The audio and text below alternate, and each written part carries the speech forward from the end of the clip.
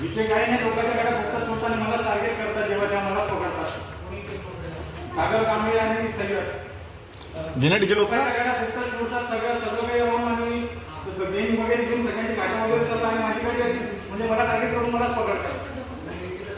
हो अवैध अशाला करतात. म्हणजे लोकांची 3 गाड्या माझी 3 चालवते ना. बजेट चालू झालं 15 तारखेचं बजेट तर 25 तारखेला गाडी पकडते. 2 दिवसात सोडतो 4 दिवसात सोडतो आणि सोडली नाही गाडी. लोकांच्या गाड्या बिना ड्युटी करून सोडून देतात. होत ना काय तो बघतात मला 1.5 महिना झाला मला ते स्कीम मी काय ऐकत नाही.